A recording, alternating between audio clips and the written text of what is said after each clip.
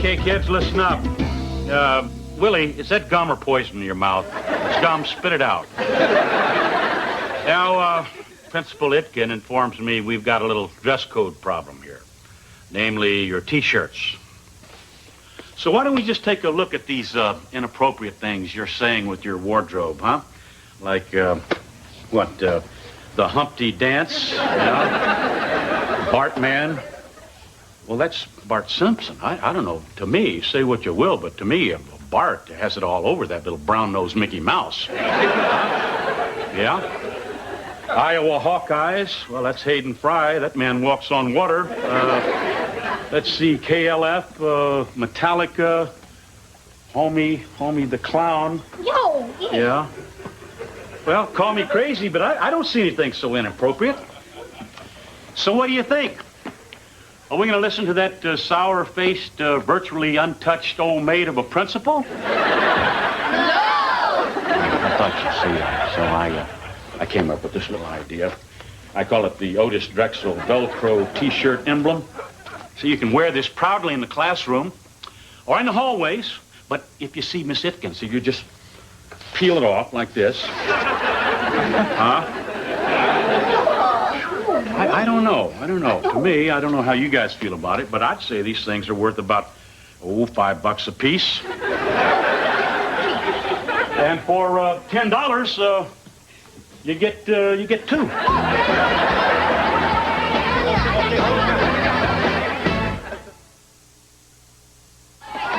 Whoa, am I talking here? Are my lips moving? What is it, my mustache throwing you people today? What is it?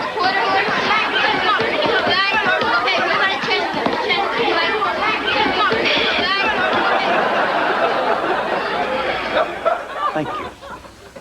Now, we're talking about Galileo. See, Galileo proved Aristotle dead wrong. And Aristotle was a...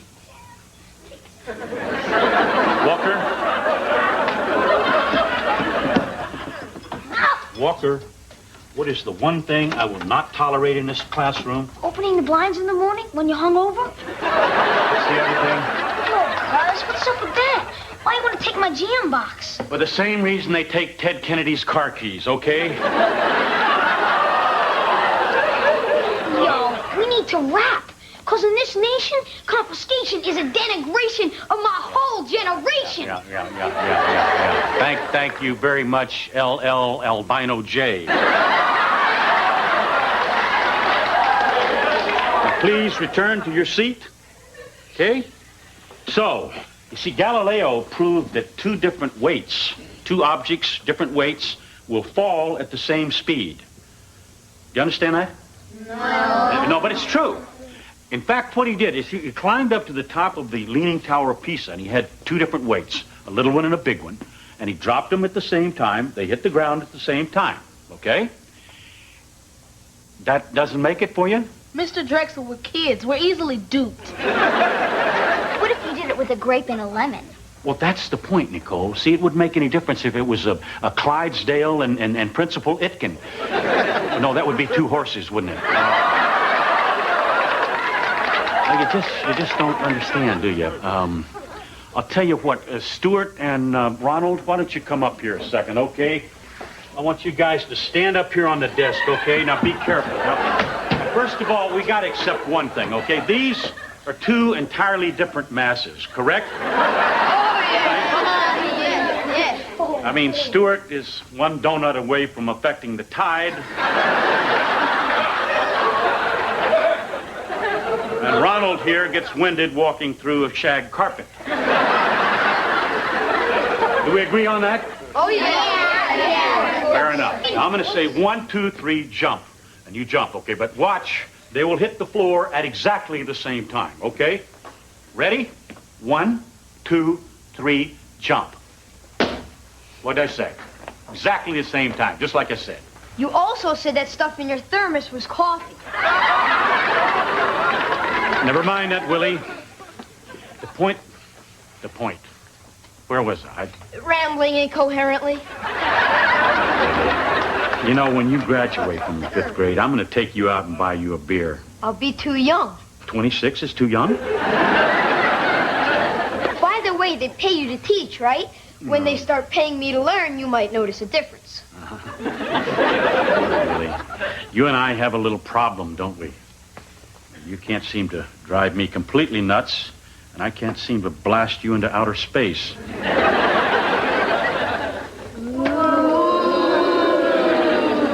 This is war, Mr. Drexell. Oh, now that's scary. What is it going to be, cap guns at dawn? That's recess. Whoa, one important thing here. If anybody comes back early, please don't wake me up, okay? Guys, it's recess. It's time to play. Doesn't anybody know how to play anymore? Why don't you go next door and play tetherball with that down power line? I have a question. Kenny, if I give you 50 cents, will you play across the street? Sure. Here's $1. Go stand in the middle. We just don't understand Galileo. So you drop stuff from 4 feet. What if it was from a lot higher? I'm going to explain this one more time, okay? Just one... Kenny, go open the window. Walker, see if the coast is clear, all right? All right. Yeah, you're cool, boss. Dropping them at the same time, right? 1, 2, 3. Yikes, what a bounce. That kid at Bart took the head clean off the statue of Mr. Grantwood. Oh, wait a minute, guys. I forgot one thing. Don't mention this to anyone, okay? Mr. Drexell, this is Miss Itkin. Please report to my office now. Miss Itkin? Well, isn't she supposed to be at the airport sniffing luggage? Look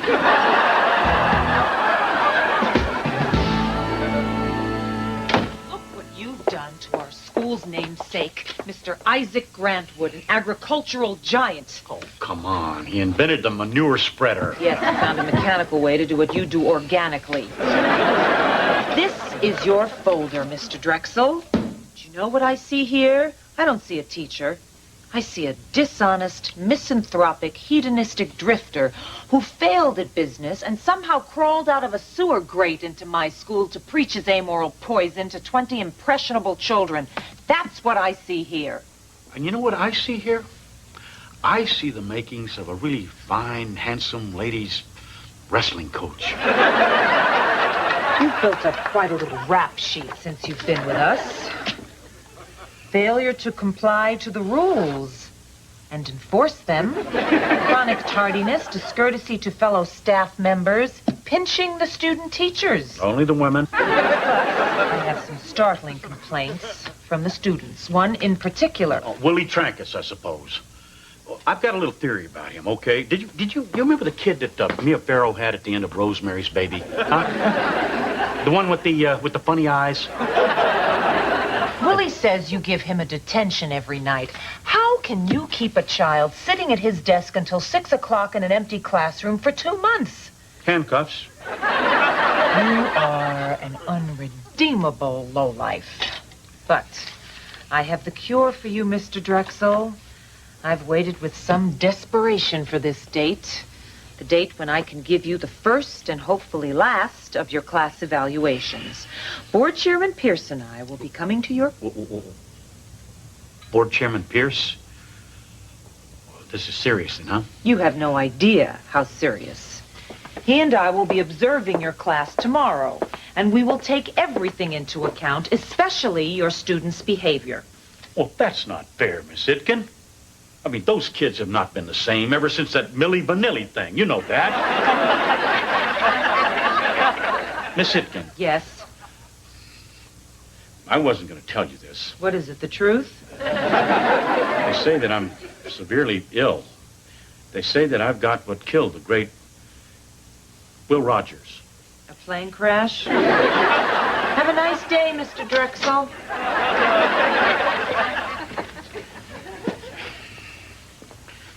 Miss Itkin, I know you got your little heart set on firing me, but you also know about my problems with the IRS and with those alimony payments. If I miss one of those payments, I go straight to the slammer. I know. Save a lot of cigarettes, Mr. Drexell. They may buy you some sleep in the big house.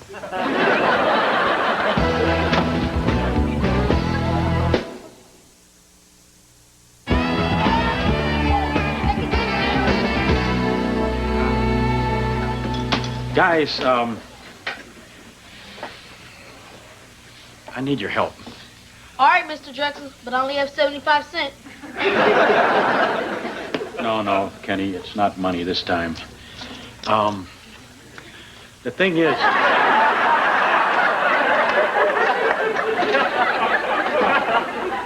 Board Chairman Pierce of the Board of Education, he's going to drop by tomorrow and a little evaluation for yours truly. Does this mean if we act up and behave badly, you're gone?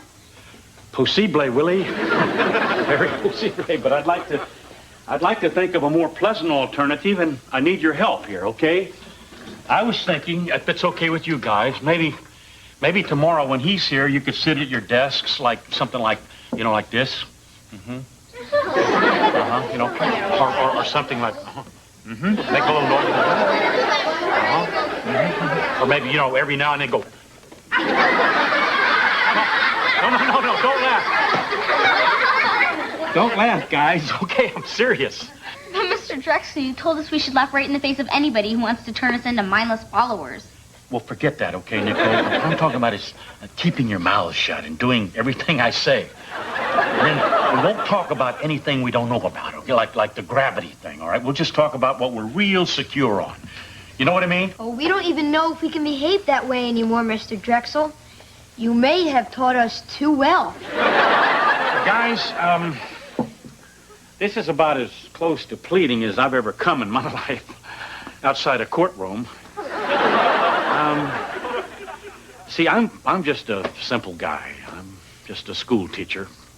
I have 2 teenage daughters, 2 alimony payments, and every Friday the IRS takes a big bite out of my paycheck. Well, why am I telling you this? You see, if I get fired, I don't want you guys to be shocked when my 2 daughters and I take a big leap off the St. Louis Arch.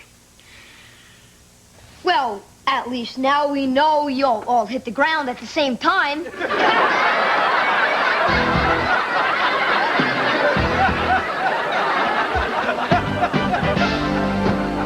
are you doing? Packing We're moving? Why? in honor of your 11th birthday. But I'm 14.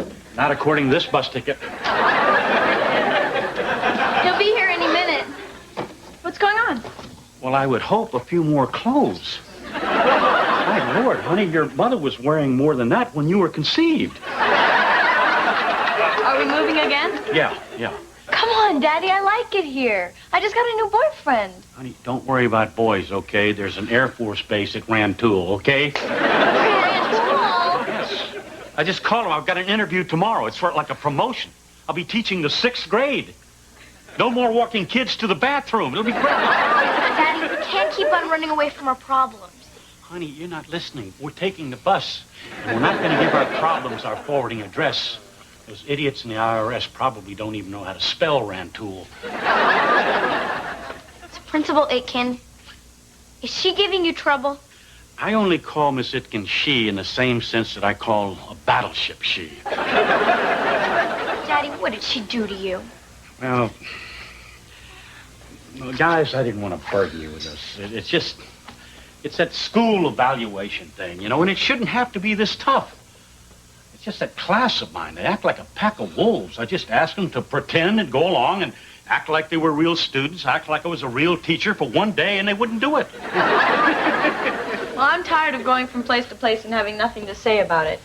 Last time we moved because you were branded the crookedest man in town. Honey, that wasn't a town. That was Cleveland. Well, you can forget about me. I'm not going. What is this, a mutiny? Hey, I thought we were like the 3 Musketeers here. One for all and all for one. Brenda, huh? Daddy, we're just tired of running. You too, huh? Both of you. So that's the way it is, I guess, huh? Yeah. All right. I guess this is goodbye.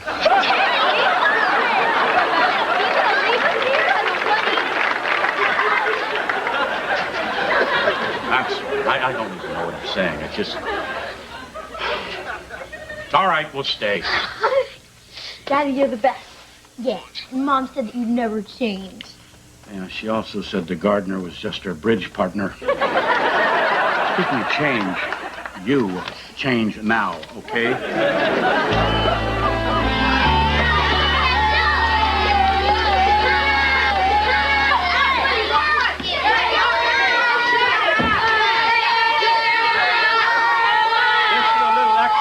We do. It's called hubbub and chaos.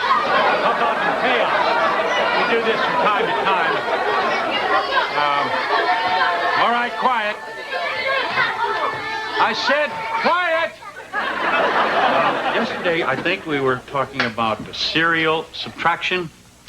Now, who can give me the shortcut that I gave you? Who can remind me of the...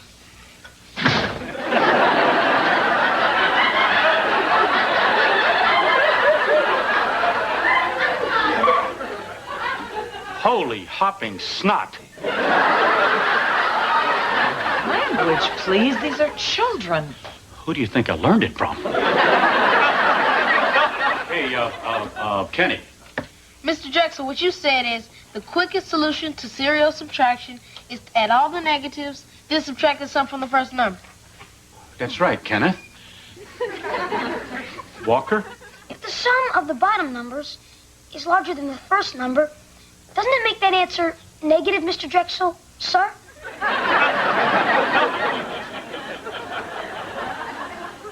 Yes, my child. Okay, I want to give some notes now, so if everybody will just take out a pen and a notebook.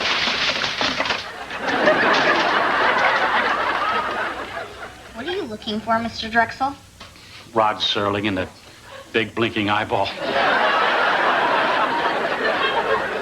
Well, let's move on here. Since nobody has any questions, and nobody has any questions, or if you do, we'll take them later, like next week. Okay, Willie, you can go to the restroom, okay? I don't have to use the restroom, Mr. Drexell. Oh, yes, you do. I can tell. You're just holding it in, right? Well, what was it you were saying yesterday about dropping music and a horse at the same time?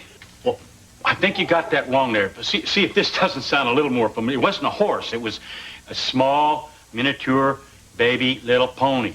Doesn't that sound more like it? Oh, no, I remember. You were calling her a hardly touched old maid. No, I said rarely touched in a way no man is worthy of. So, shall we continue? Yeah, let's talk about gravity, Mr. Drexell. Yo, man, that gravity thing is whack. Are we going to break some more school property, Mr. Drexell? The statue of Mrs. Grantwood still has a head. How come rain doesn't come down all at once? And what do you want? Mr. Drexell, this class is out of control. Mr. Drexell, as I have said over and over again, I cannot learn in this kind of noisy environment. Really, the world outside is so chaotic. I thought this might be a good time to teach you about a little thing called rolling with the punches. I'm going to sit down now. I want to be quiet now, too. Because I don't want to get punched. Stand up, you dime store Dillinger. You know, I punched out smaller men than you and loved it. Now, this is the last time you're ever going to subvert this class. You hear me? When that's look in your eyes, is that fear? Is that for me or Mr. Pierce? Good. Now we understand each other. Now sit down.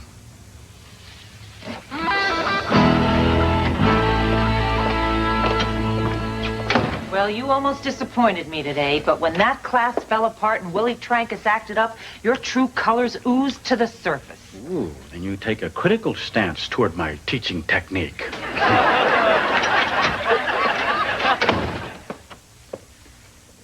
Mr. Drexell, Mr. Pierce? I love the way you handled that class. Did you say loathed? Loved, adored, admired.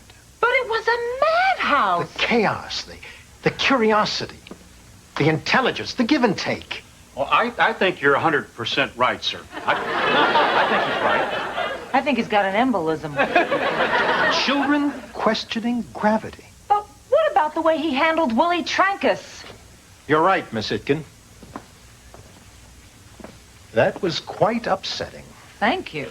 Well, now, with Willie, see, I can explain that, sir. It was clear to me that young man was trying to sabotage your class. You handled him masterfully.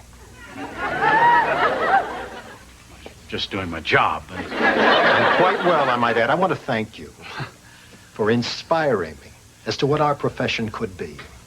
Well, Miss Itkin, be advised. Otis Drexell has my seal of approval. thank you very much, sir. What can I say? Well, if you gentlemen will excuse me...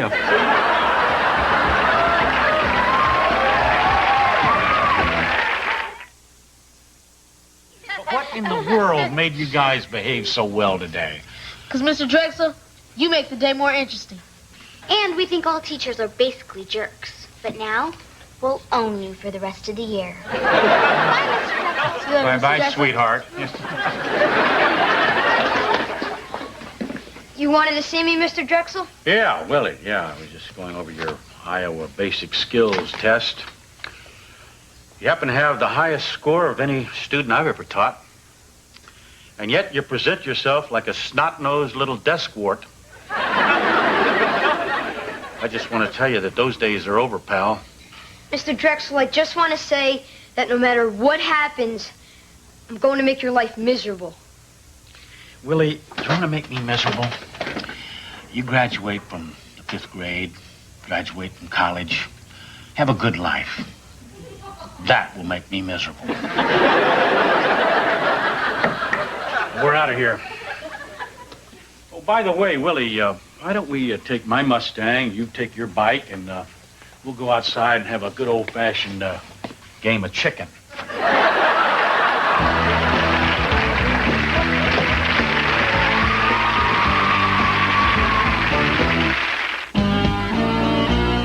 Kick off a weigh-ins weekend beginning Saturday night with the action-packed comedy film starring Keenan Ivory Wayans and Damon Wayans. I'm Gonna Get You, Sucker. Then on Sunday, the wait is over. Find out if Homie the Clown really sold out to the man on the season premiere of In Living Color. Now, stay tuned for 90210 next.